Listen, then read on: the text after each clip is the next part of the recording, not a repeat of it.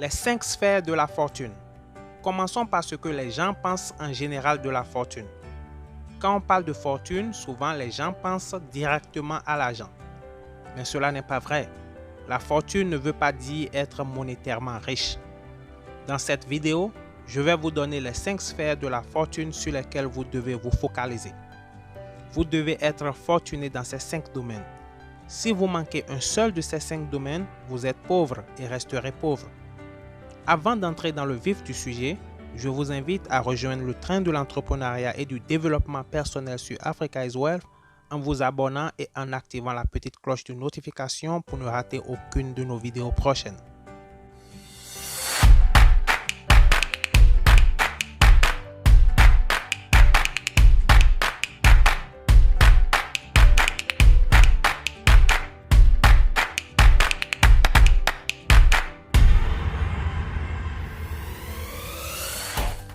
Le premier domaine de la fortune est la richesse spirituelle.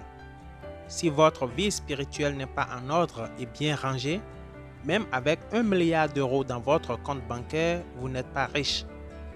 À quoi cela vous servira cette richesse monétaire quand vous perdez votre âme? À quoi vous servira la richesse si vous vous détachez de la source divine? Avez-vous remarqué un arbre qui porte des fruits mais qui n'est pas bien enraciné? Ces fruits ne sont vraiment pas bons à manger, n'est-ce pas? Mais un arbre bien enraciné et qui tire ses valeurs nutritives d'un sol riche vous donnera de bons fruits. La même chose se passe avec l'homme avec grand H, bien sûr, qui se détache de la source divine. Cherchez donc à devenir riche spirituellement et restez attaché à cette source. Au fait, vous venez de cette source et vous ne pouvez vivre qu'en restant attaché à la source. La deuxième sphère de la fortune est votre richesse émotionnelle et de développement personnel. Assurément, vous travaillez déjà sur votre développement personnel en écoutant cette vidéo. Vous devez vous focaliser sur votre développement intellectuel. Dieu vous a donné un cerveau et espère que vous le développez. Dieu vous a donné le cerveau qui est au fait au départ comme un disque dur d'ordinateur vide. C'est à vous de décider ce que vous allez télécharger sur ce disque dur. Il est important pour vous de devenir riche intellectuellement. Il ne vous sera pas bénéfique d'avoir 1 milliard d'euros et ne savoir comment l'investir. Autrement dit, vous n'avez pas la connaissance et la sagesse de placer cet argent. C'est pourquoi Salomon dans les Écritures est un exemple à suivre. Il n'a pas demandé la richesse, il a demandé la connaissance, la faculté de comprendre et la sagesse. Salomon plus tard a écrit dans son livre, et je cite, « La sagesse apporte la richesse ». Votre prospérité dépend de votre développement personnel. J'aimerais que vous compreniez que la richesse, au fait, n'est pas l'argent. La richesse est le résultat d'une idée qui voit le jour. C'est grâce à un bon développement personnel que, par exemple, vous pouvez identifier les bonnes affaires. Pour avoir de bonnes idées, il faut que vous développez votre capacité intellectuelle et la sagesse. Surtout la sagesse, parce que la sagesse vous guidera. La sagesse vous dira quand il faut investir et quand il faut ne pas investir. La troisième sphère de la fortune est la richesse physique. Rappelez-vous de Steve Jobs, le fondateur de la marque Apple. Ce monsieur avait des milliards de dollars dans son compte, mais pas un seul dollar n'a pu le sauver du cancer qu'il a emporté. Il est mort avec des milliards dans son compte bancaire. Il avait la richesse matérielle, mais n'avait pas la richesse physique. Peu importe le bagage intellectuel que vous avez, peu importe votre talent, si votre corps tombe malade, vous êtes pauvre.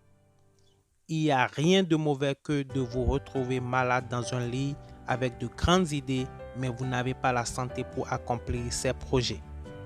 Prenez donc la décision maintenant de devenir physiquement riche en adoptant un mode de vie sain. Bien sûr, il y a des circonstances que vous ne pouvez contrôler, comme quand une maladie vous frappe malgré tous vos efforts, mais vous pouvez augmenter votre chance de bien-être en vous focalisant sur votre richesse physique. Il en va de même pour les mauvaises compagnies. Si vous restez autour des personnes négatives qui ne veulent rien faire et passent le temps à critiquer, vous êtes dans un environnement malade et c'est le moment de le quitter. Si c'est le cas, bien sûr, quittez un environnement malade. Le quatrième domaine de la fortune est la richesse sociale.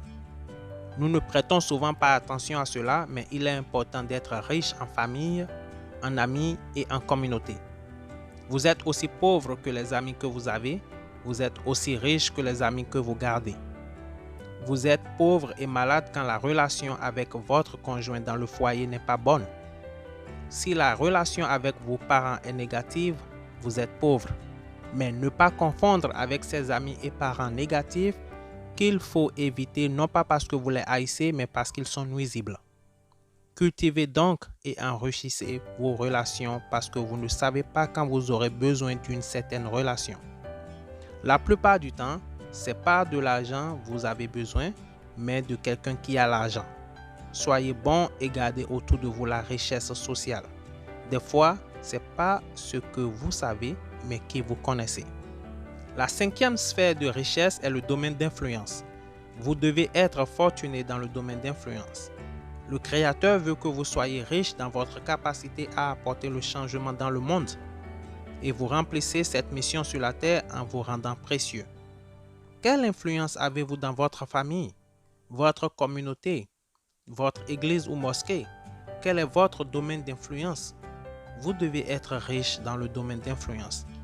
Avez-vous développé votre influence de manière à ce que les gens sachent ce pourquoi ils viennent à vous? Dans mon cas, c'est l'entrepreneuriat et le développement personnel à travers cette chaîne YouTube et le site internet www.africaiswealth.com et les autres canaux pour toucher le plus grand nombre de personnes possible. Après avoir développé une influence, il faut maintenant la protéger. Évitez d'amener les gens sur les mauvais chemins et fournissez assez d'efforts pour contribuer à leur réussite. Nous voici donc à la fin de cette vidéo, chers amis. J'espère que vous avez aimé. Ne quittez pas sans appuyer sur le bouton j'aime et laisser vos commentaires. Je serai ravi de vous lire et vous répondre. C'est Géraud et à la toute prochaine vidéo. À plus.